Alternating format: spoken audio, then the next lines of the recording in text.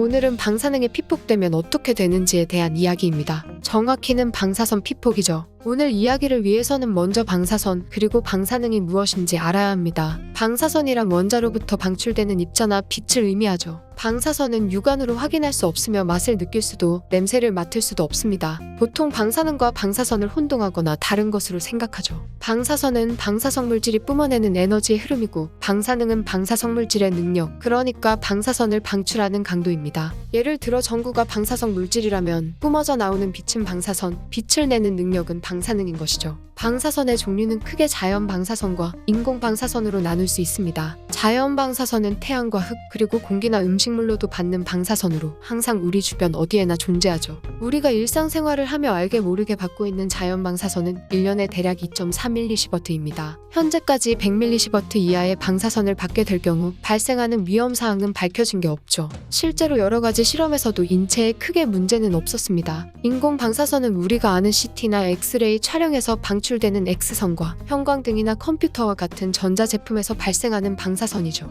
원자력 발전소 시설에서 나오는 방사선과 핵무기가 터지고 난 뒤 떨어지는 방사성 낙진도 인공 방사선에 포함됩니다. 일반인이 접할 수 있는 것은 아무래도 의료용으로 쓰이는 엑스레이 촬영이 대표적일 것입니다. 방사선 검사인 가슴 엑스레이의 피폭량은 대략 0.3mSv에 불과하죠. 가장 정밀하게 암을 찾아내면서도 다른 진단기기에 비해 방사선량이 많은 PET-CT도 20에서 30mSv 정도입니다. 앞서 말한 100mSv에 도달하지 않기 때문에 걱정할 필요는 없죠. 검사를 여러 번 받으면 문제가 되지 않을까? 라고 생각할 수도 있는데 그건 또 아닙니다. 방사선이 몸에 축적되는 것은 맞지만 보통 자연붕괴나 신진대사로 배설되기 때문이죠. 전문가들은 100mSv의 방사선에 피폭될 경우 20-30년 뒤 암 발생률이 0.5% 정도 증가한다고 보고 있는데 이건 한 번에 100mSv에 피폭되는 경우입니다.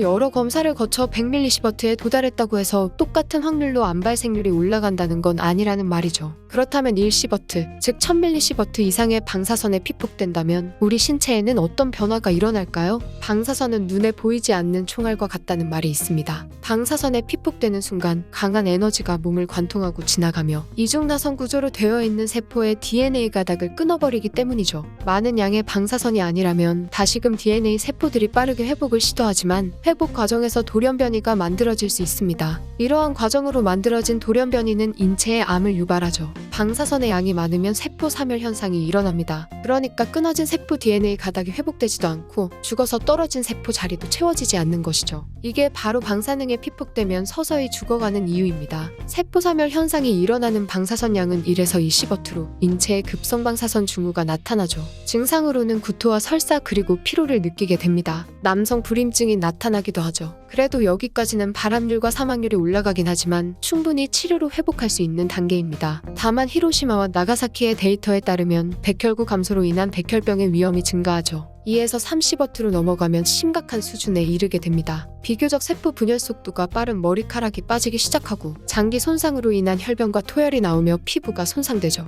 무엇보다 한 달 안에 사망할 확률이 10에서 35%로 치솟게 됩니다. 만약 치료를 받고 살아간다고 해도 각종 암이나 백혈병의 위험으로부터 피해가기 힘들죠. 4시버트를 넘어가면 치사율이 50% 이상으로 올라갑니다. 8시버트를 넘기면 현대의학으로는 살아갈 방안이 없죠. 방사선 피폭이 무서운 이유 중 하나는 죽기 직전까지 고통을 고스란히 느낀다는 것입니다. 재생되지 않는 뇌세포는 50시버트 이상의 방사선을 받는 경우가 아니라면 직접적으로 손상되지 않기 때문이죠. 참고로 50시버트 이상의 피폭되면 그 자리에서 의식을 잃고 몇 시간 내로 사망합니다. 방사선 피폭 사례로는 도카이촌 방사능 누출 사고를 들 수 있습니다. 도카이촌 방사능 누출 사고는 1999년 9월 30일 일본 도카이촌에 위치한 해결료 제철이 민간회사 JCO에서 일어난 사건이죠. 사건은 오우치 히사시와 시노하라 마사토가 불순물을 제거하는 작업 중에 일어났습니다. 불순물 제거 작업은 보통 이산화우라늄 분말을 질산에 녹여 별도의 용기에 잘 섞은 다음 천천히 조금씩 침전조에 넣어야 하는 작업이죠. 하지만 히사시와 마사토는 정해진 작업 수칙을 무시하고 질산에 이산화우라늄 분말에 녹인 뒤 몽땅 때려 넣는 식으로 진행했습니다. 심지어 당시 이산화우라늄의 분말의 농도는 18.8%로 고농축 재료에 속했는데 두 사람 모두 10년 이상 종사한 베테랑이긴 했지만 5% 미만의 재료만을 처리한 경험뿐이었죠. 여태까지 통상적으로 해오던 작업이었던 탓인지 위험성과 안전교육도 일체 없었고요. 결국 작업 도중 7번째 통을 들이붓자 사고가 일어납니다. 바로 핵분열이 일어난 것이죠. 것이죠.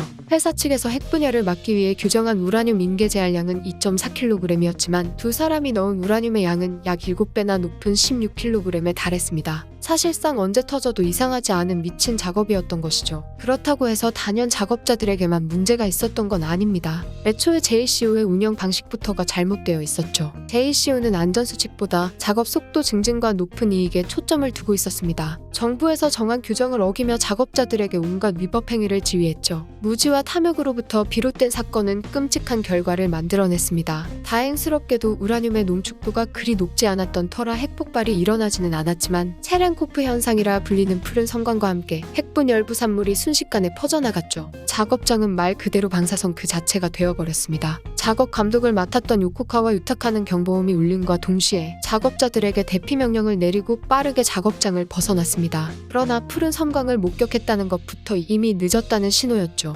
침전조와 가장 가깝게 위치했던 오우치 히사시는 대피 직후 탈의실에서 의식을 잃었고 시노하라 마사토는 구토와 호흡곤란 등의 급성방사선 징후가 나타났습니다. 유타카 또한 피폭 증세를 피해갈 수 없었죠. 피폭된 작업자들을 구출하러 온 소방관들 또한 방사선에 피폭되었습니다. 이유는 신고자가 우리 시설에서 임계사고가 일어날 리가 없다는 식으로 축소 보고를 했기 때문이죠. 1분 1초가 급한 상황이었기에 신고자의 말만 믿고 피폭에 대한 대비를 하지 않은 채 현장으로 뛰어든 것입니다. 임계사고로 보고가 된 시점은 사고 발생 뒤 무려 1시간이 지났을 때였고 인근 주민들에게 대피 명령이 떨어진 건 4시간 30분이 흐른 뒤였죠. 문제의 핵 연쇄 반응은 사고 발발 19시간 40분이 지나고 나서야 멎었습니다. 강력한 방사선의 방호복을 입고도 단 몇 분 동안만 작업을 할 수 있었기에 체르노빌 사태 당시 바이오 로봇들처럼 교대를 하며 진행했죠. 끝내 해머로 파이프를 부수고 침전조에 가스를 주입해 냉각수를 빼낸 뒤 붕산수를 주입하여 연쇄 반응을 막는 데 성공했습니다. 더욱 끔찍한 사태를 막는 데는 성공했지만 병원으로 이송된 3명의 피폭자들에게 있어서는 또 다른 재앙이 되었죠. 이들이 받은 피폭량은 모든 의료인들을 경악해 했습니다. 감독을 맡았던 유카타는 1에서 40W, 그리고 작업자였던 마사토는 6에서 12시버트였고 히사시는 16에서 20시버트로 추정되었죠. 앞서 말했다시피 20시버트만 넘어가도 생과 사가 갈리게 됩니다. 이들의 운명은 사실상 이미 정해져 있다고 봐도 무방했죠. 가장 피폭량이 적었던 유카타는 혼자 걸어서 병동으로 들어갈 만큼 초기 상태는 양호했습니다. 시간이 흐른 뒤 치아가 비정상적으로 뒤틀리고 백혈구 수치가 제로에 가깝게 떨어졌지만 의료진의 노고로 2달간의 입원 끝에 무사히 퇴원했죠. 두 번째로 피폭량이 많았던 마사토는 병원으로 이송될 때부터 의식 장애를 보였고 팔과 복부가 빨갛게 부어오른 상태였습니다. 또한 38.5도의 고열 증세를 보였고 얼굴을 수건으로 감싸며 괴로워했죠. 병동에 들어선 마사토는 피폭량을 측정한 뒤 생체 조직 검사를 받았는데 결과는 의료진들의 입을 막게 만들 정도였습니다. 대부분의 염색체가 형체를 잃은 채 망가져 있었기 때문이죠. 그래도 일주일 차까지는 입이 누렇게 변색되고 피부가 빨갛게 달아오른 것 외에는 딱히 관찰되는 게 없었습니다. 그러나 4주가 넘어가면서부터는 입의 점막이 손상되고 피부가 점점 벗겨지기 시작하더니 전신이 까맣게 변색되었죠. 의료진들은 탯줄에서 추출한 조혈모 세포를 이식하고 피부 이식을 시도한 결과 나름 성공적이게 치료가 되는 듯 보였습니다. 당시 마사토는 언어를 구사할 수도 있었고 휠체어를 타고 이동할 수도 있었죠. 그렇게 호전되는 듯 보였으나 이식된 피부에 부작용이 발생해 피부가 마치 돌처럼 단단하게 굳어버렸습니다. 이어서 면역체계의 파괴와 다발성 장기부전으로 인한 합병증으로 사고 발생 이후 211일 만에 세상을 떠났죠.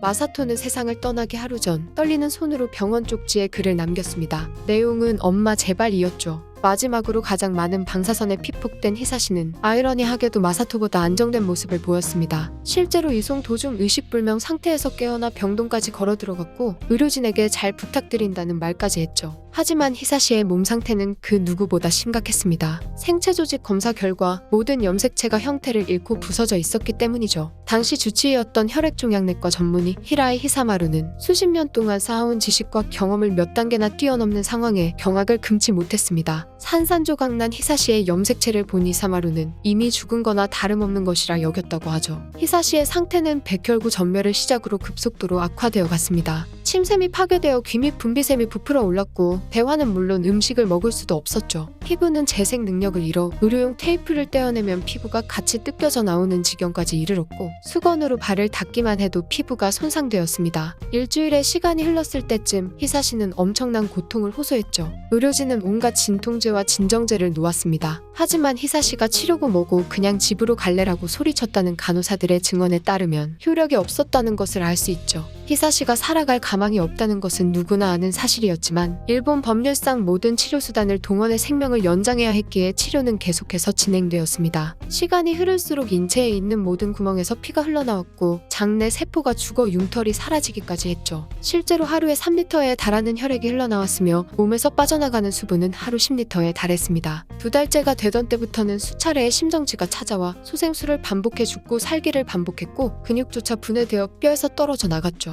결국 히사시는 83일간의 고통 끝에 생을 마감했습니다. 이후에 이루어진 부검 결과 유일하게 모습을 갖추고 있는 장기는 심장뿐이었다고 하죠. 끔찍하네요. 영상에서는 일본의 사례만 들었지만 다른 방사선 사고들도 비슷한 결과를 낳는다고 보면 됩니다. 대표적인 게 체르노빌이죠. 핵폭탄의 경우에도 방사선을 방출합니다. 보통 핵폭탄하면 터질 때의 파괴력만 생각하곤 하는데 폭발 이후에 방출되는 방사선 또한 무시할 수 없죠. 실제로 핵폭탄 폭발 직후의 방사선량이 원전 사고 직후의 방사선량보다 높습니다. 다만 방사선 수치는 핵폭발이 더 빠르게 떨어지죠. 원전 사고나 핵폭탄이나 인체에 치명적인 건 마찬가지지만 굳이 따져보자면 핵폭탄이 더욱 치명적입니다. 이건 핵 분열 시 발생하는 원소 배출량의 차이 때문이죠. 핵 분열 과정에서 발생하는 원소 중 가장 인체에 많은 영향을 끼치는 원소는 방사성 요오드와 세슘 그리고 스트론튬입니다. 이 세 가지 원소 중에서도 가장 위험한 건 스트론튬이죠. 방사성 요오드와 세슘은 우리 몸에 들어왔을 때 각각 일주일, 100일이면 빠져나갑니다.